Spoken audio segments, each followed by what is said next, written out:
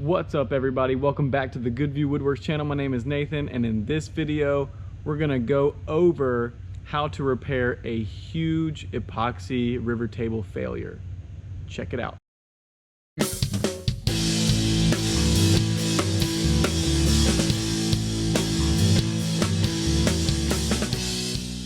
All right, guys, so if you remember this table, I'm gonna cut to it real quick so you can see where the issues are.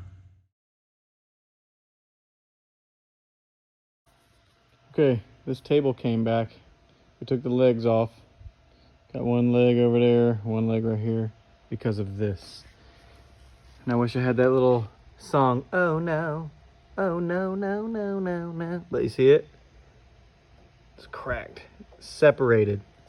This is why we don't seal the edges. So I'm gonna try to break this piece off clean and repair it, but we will definitely see how this is gonna work. Dang. Okay, so you saw those issues. Here is where the table has split, separated from the epoxy. You can see that right there. All the way down. Kind of stops here, but you can kind of see it starts here again, where it starts separating. It kind of works its way all the way down to the other side. Now, what caused this one was that I sealed the edges, which now I never seal the edges, and this is one reason. And it's because it's really humid here in Virginia, and so a lot of the slabs, their moisture content only gets down if you air dry it to about 12 to 14%. And if you don't have it kiln dried, this was kiln dried, but I guess it wasn't kiln dried properly. However, it was put into a conditioned environment, into an office space, and where the humidity is like 8%. So it dried a little bit, shrunk a little bit, and that's what caused it to pull apart from the epoxy. Now, if I were to not have sealed the edges and used a good casting epoxy, it would have been able to soak into the edges really deep, and then it would not have been able to pull away even if the table were to shrink or dry. And so we wouldn't have had this problem. But because I sealed the edges, guess what? It's separated. So what I'm gonna do is my first time repairing this. I've only had this happen this one time, and we're gonna fix it. I guess walk with me on this journey to fixing this table. I think we have a pretty good method on how we're gonna fix it, and hopefully you can learn something too. Alrighty. I'm just gonna flip it over onto the side once it's on the side.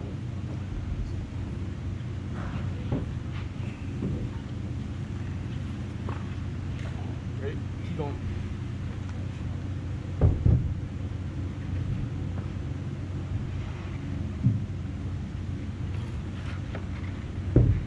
Yep.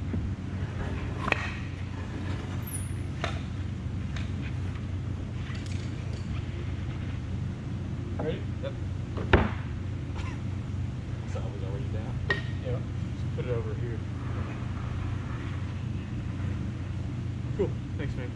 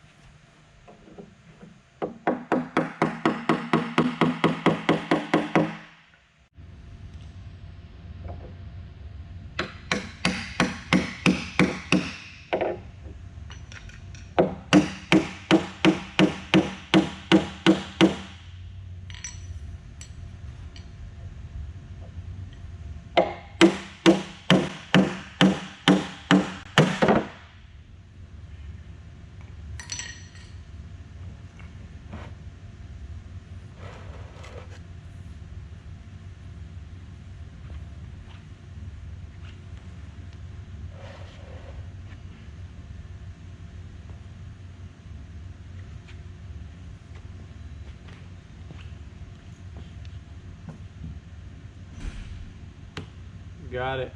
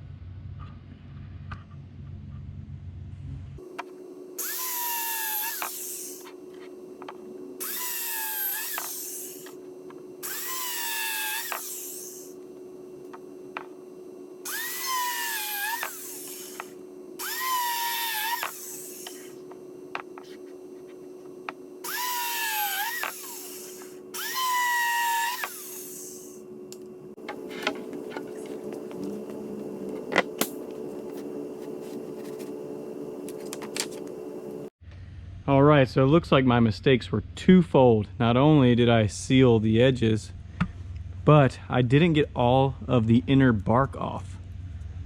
You see this dark colored stuff here? This is what the sapwood looks like. This is what it should bond to, but I still have this papery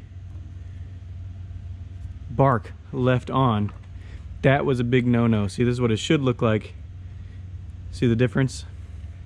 So what needs to happen now is I need to take my sander and or that wire brush and get rid of all this on here, and I'll be ready to pour epoxy just like I did on the other piece.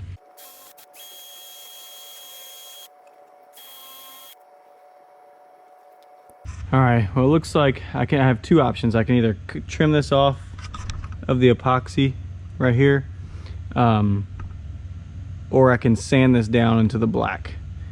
I thought it would come off with that, but it looks like it's stuck pretty good. So we'll go ahead and just sand this off and get it ready for some more epoxy.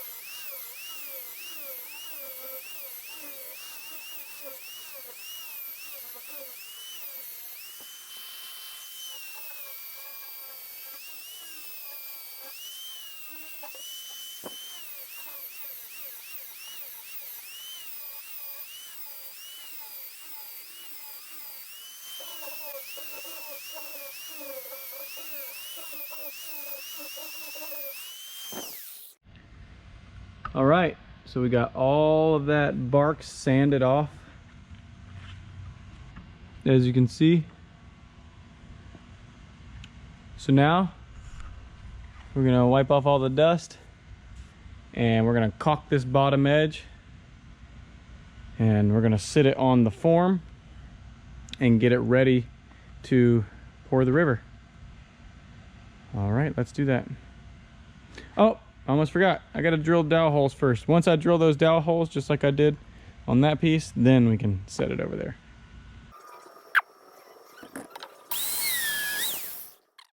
Okay, so here's the method behind the madness. When we pour the epoxy in, it's gonna go into the dowel holes, which are at a 45-degree angle, and it's gonna kind of be like a double-sided, it's like a dovetail. And hopefully, the epoxy, or the boards, if they dry out, and the epoxy cures, it wants to pull away from the wood, and hopefully this keeps it from pulling away. Well, at least that's what I think anyway. Somebody let me know if they think this won't work. Leave in the comments. All right, we got it laid down. We caulked the inside of this one. We still need to caulk the inside of that one. I need some help, so I gotta wait till tomorrow morning until I can get a hand to lift this up. I'm gonna caulk that inside edge, put two little small boards here and there, caulk that, and it'll be ready to sit for a little bit, and then I can pour some epoxy. It's exciting.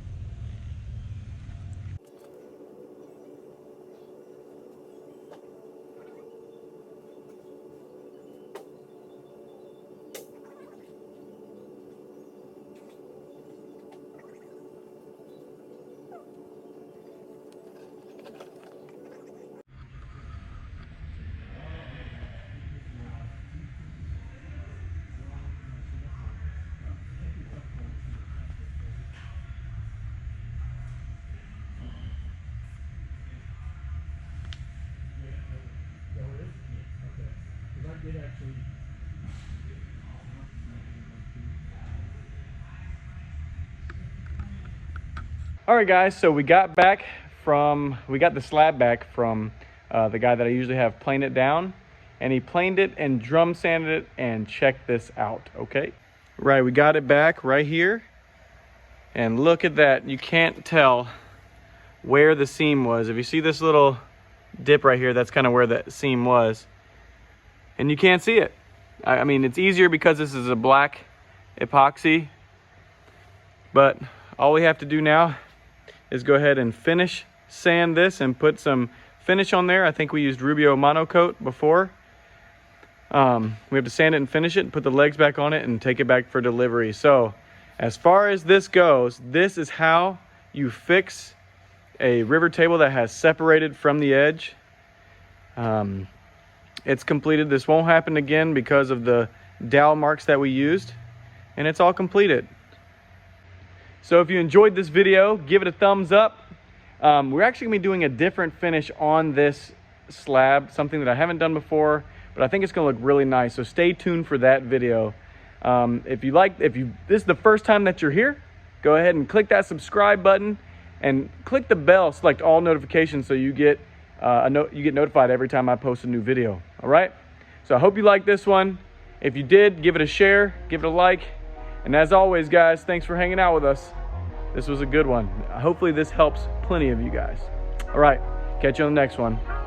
Bye-bye.